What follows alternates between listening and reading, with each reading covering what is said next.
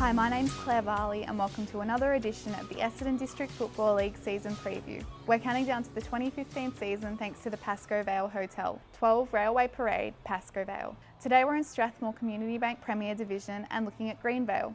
The Jets missed out on finals last season and will be a very different looking team to the one that went back to back in 2012 and 2013.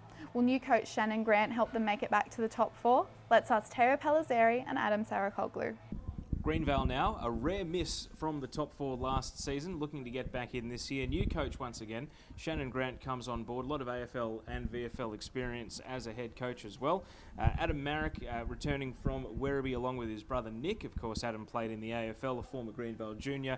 Nick Lower, very good pickup from Footscray VFL. Trent Shinners also comes back from Werribee after a year in the VFL away from the Jets. And Tom Hill on two AFL lists, never got that elusive first senior game, but still a key position player that could be anything in the EDFL. A lot of players going though as well, Adam. Chris Burns to Tullamarine. Simon Potter with a bit of a surprise, moving to Strathmore to play for the reigning premiers. Dean Smith, excellent in the 2012 grand final. He's gone to Diggers Rest. And Eric Curette, retired and relocated. And Cameron White, almost the EDFL's Clark Keating, would save his best for the finals, the big ruckman. He's gone up to Romsey. So it's a very different looking team to the Greenvale that we've become used to over the 2012 and 2013 back-to-back flags. Yeah, they're not going to look as physically imposing this year, Terry. They have lost a fair bit of height, but look, Shannon Grant himself, he was part of a pretty decent mosquito fleet down at North Melbourne back in the day, and that's perhaps what we'll see from Greenvale this year.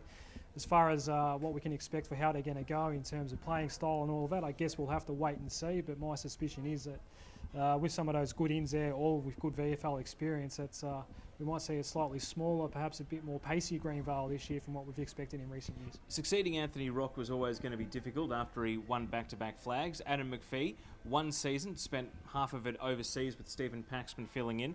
Now they've drawn a line and gone with Shannon Grant as a totally new coach, but speaking to him, he's still learning names. He's still getting to know the club. So how long do you think it might take before Shannon Grant's able to really leave his stamp on this team and make it his own? Because he's walking into a situation where he hasn't actually worked with very many of these footballers in the past, and it really is a totally new beginning.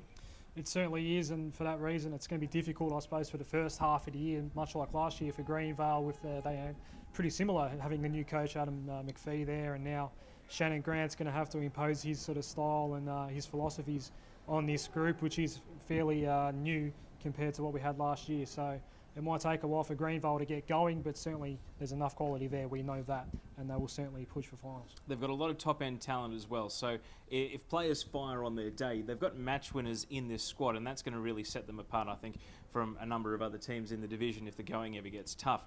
Three ladder position range, Adam, before we hone in and decide whether or not Greenvale are returning to the finals. I'm going to sit on the fence a little bit. I've got them third, fourth or fifth at the moment. I'm not ready to pencil Greenvale into the top four just yet.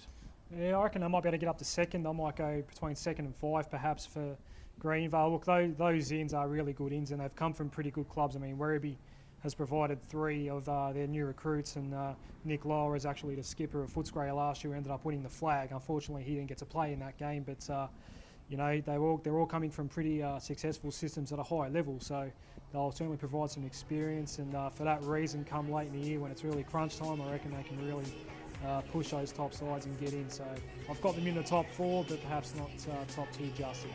That's it for this edition of the Essendon District Football League 2015 Season Preview.